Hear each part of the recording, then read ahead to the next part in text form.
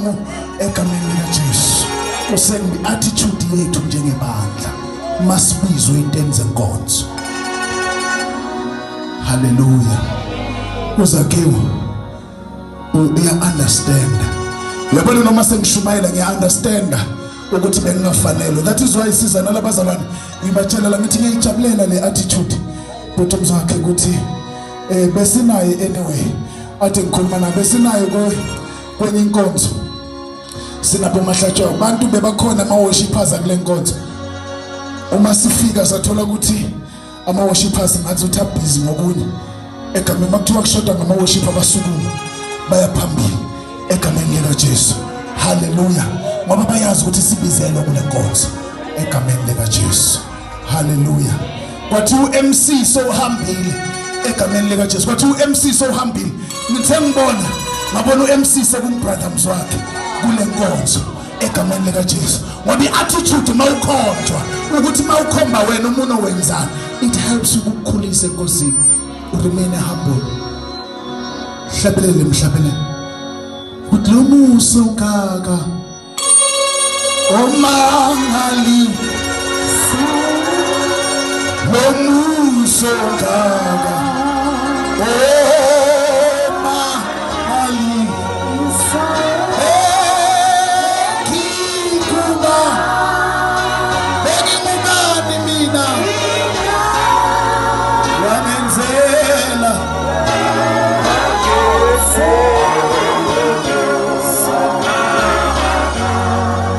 Ufuna ukubona ukuthi abantu bakwazela kangakanani. Hallelujah. Obatshela ukuthi nje udlala uma uyilate.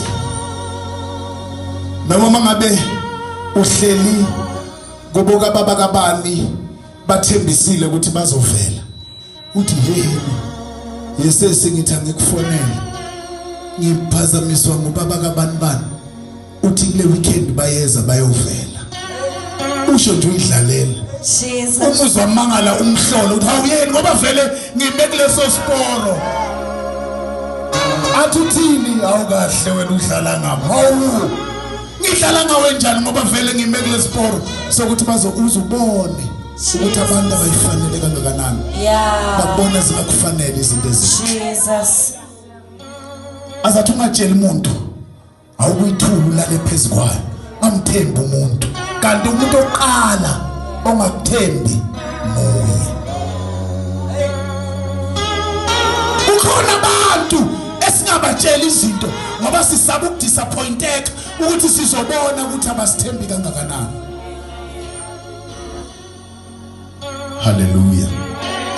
Hallelujah. Hallelujah. Amen. Cela ngifundele verse 8. Verse 8.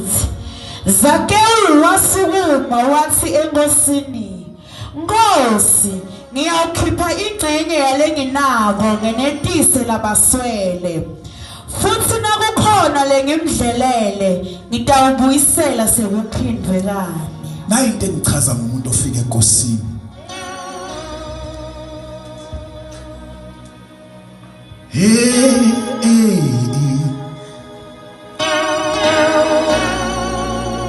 Njalo